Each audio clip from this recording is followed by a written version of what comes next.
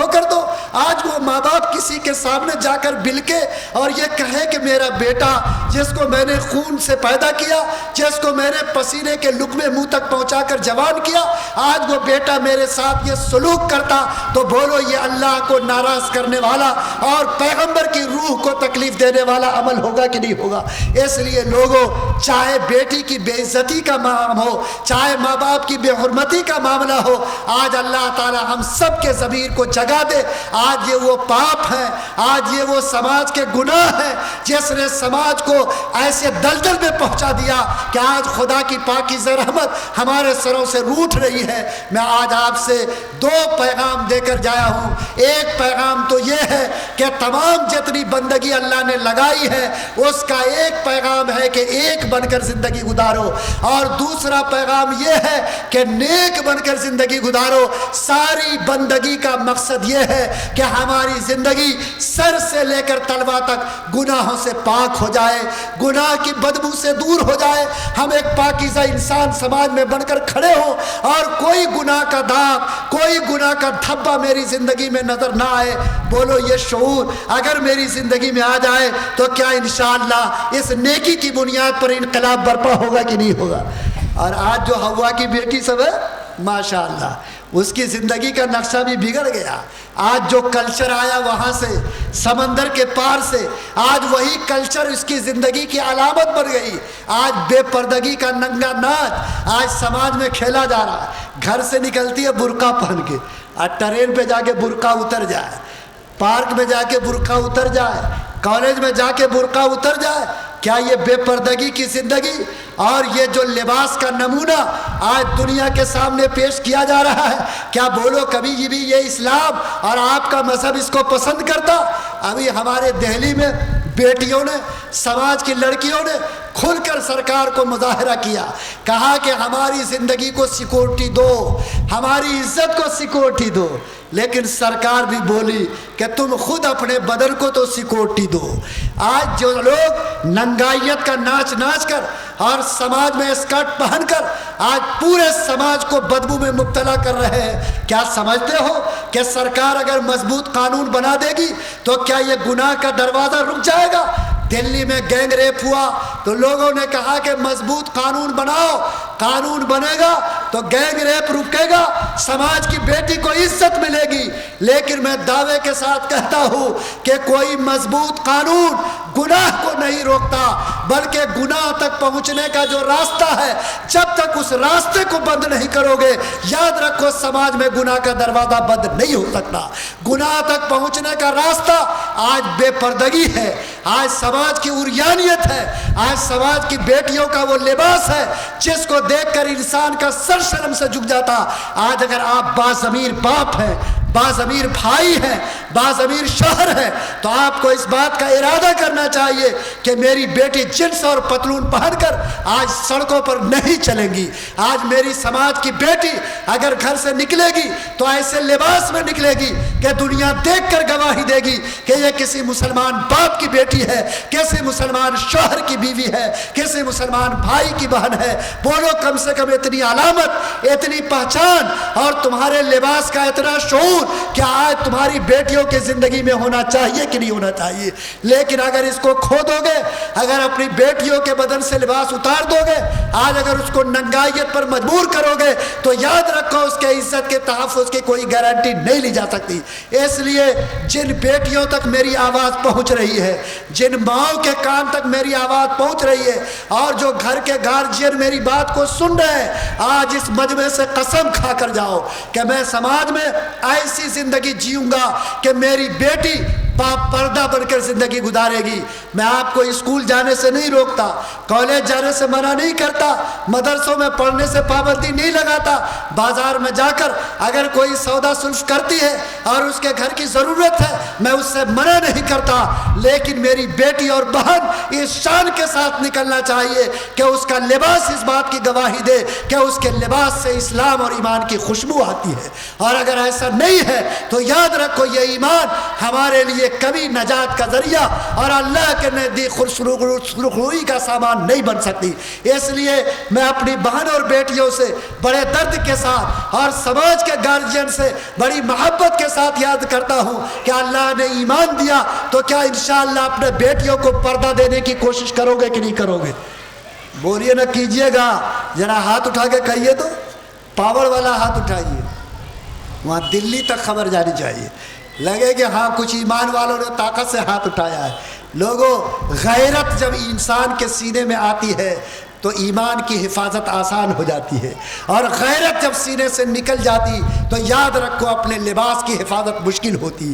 France کی سرزمین، آج بھی وہاں جا کر اس کتاب کو پڑھیے جس میں آج بھی تاریخ کے نام پر یہ بات لکھی ہوئی ہے کہ آج سے صرف 5 سال پہلے ایک مروہ نام کی بیٹی وہ اپنے گھر سے برقعے کے ساتھ نکلی۔ فرانس میں ظاہر ہے برقع کلچر نہیں ہے، لیکن عیسائیوں نے جب دیکھا تو اس کے اوپر تانا کسا، پھپتیاں کسی، اور اس کو اس بات پر مجبور کیا گیا کہ یہ مسلمان کی بیٹی اگر فرانس کی سرزمین پر چلے گی تو اپنے برقع کلچر کو چھوڑ کر چلے گی۔ لیکن یہ مروہ نام کی بیٹی جس کے رواں رواں میں ایمان کی محبت تھی، اسلام کی غیرت تھی، اس نے عیسائیوں سے کہا کہ تمہارے تانے مجھے برقع کلچر سے نہیں روک سکتے۔ عیسائیوں کو برداشت نہیں ہوا، اس نے جا کر عدالت میں مقدمہ کیا۔ جب عدالت میں مروہ کو طلب کیا گیا، جج نے کہا کہ اے مروہ، تم فرانس کی سرزمین پر رہتی ہو اور یہاں کے ضابطے کے مطابق تمہیں اس کلچر کو چھوڑ کر چلنا ہوگا ورنہ فرانس سے تمہیں نکال دیا جائے گا۔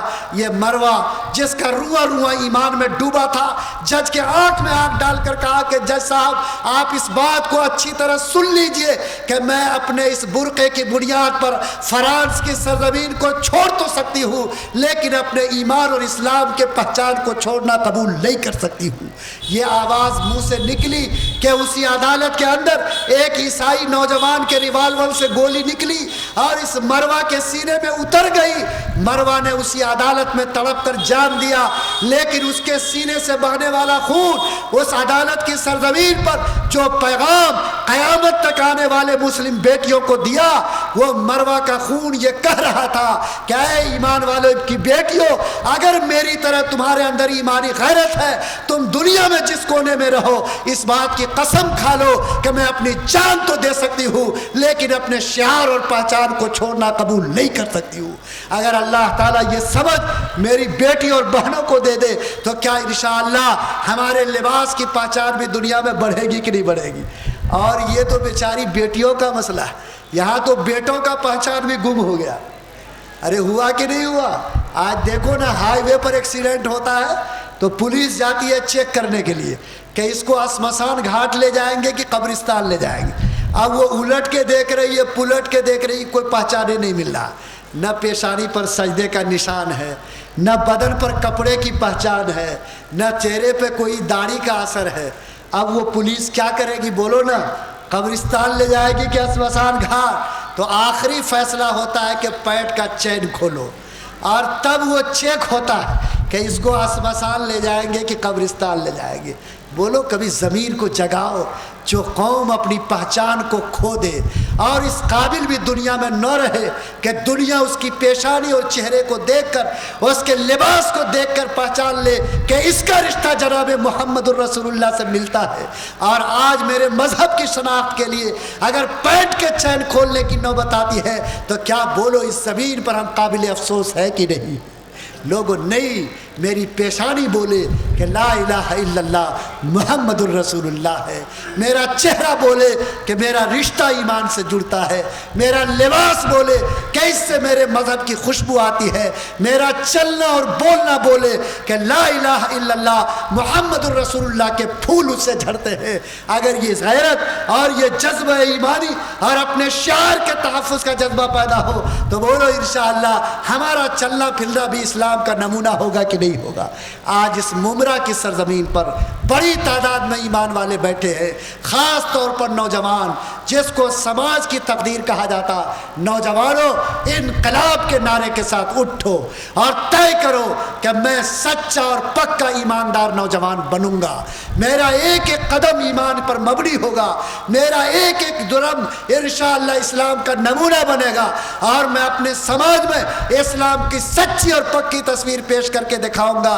اگر یہ جذبہ ایمانی آج اس سماج کے اندر پیدا ہو، اور جن گناہوں کا چرچا میں نے کیا، اگر ان گناہوں سے بچنا آ جائے، تو کیا بولیے اللہ کے نام پر ہمارے اس سماج کے ذریعے سے دنیا کو اچھا پیغام ملے گا کہ نہیں ملے گا؟ ملے گا انشاءاللہ۔ تو کیا کرنا ہے؟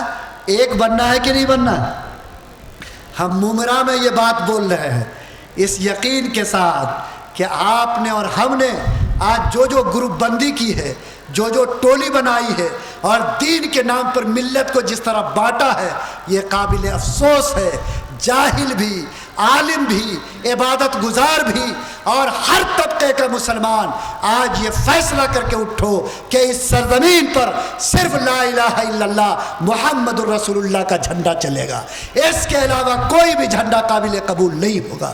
اور دوسرا فیصلہ کہ برائی میری زندگی سے ختم ہوگی، برائی کے دروازے کو بند کریں گے اور اپنے آپ کو نیک بنائیں گے، چاہے جھوٹ کی بیماری ہو، چاہے دھوکہ دڑی کی برائی ہو، چاہے چوری کی برائی ہو، چاہے شراب کی برائی ہو، چاہے بے پردگی کی برائی ہو، چاہے بدکاری کی برائی ہو، چاہے موبائل کی گندگی ہو، چاہے نیٹ کی خرابی ہو، چاہے ہمارے سماج میں بیٹی کی بے حرمتی ہو، چاہے بیوی کے ساتھ بدسلوکی ہو، چاہے ماں باپ کے ساتھ بد احترامی ہو، جتنے بھی گناہ کا چرچا میں نے کیا، آج سب قسم کھا کے اٹھو کہ انشاءاللہ ان تمام برائیوں سے اپنی زندگی کو پاک کریں گے انشاءاللہ۔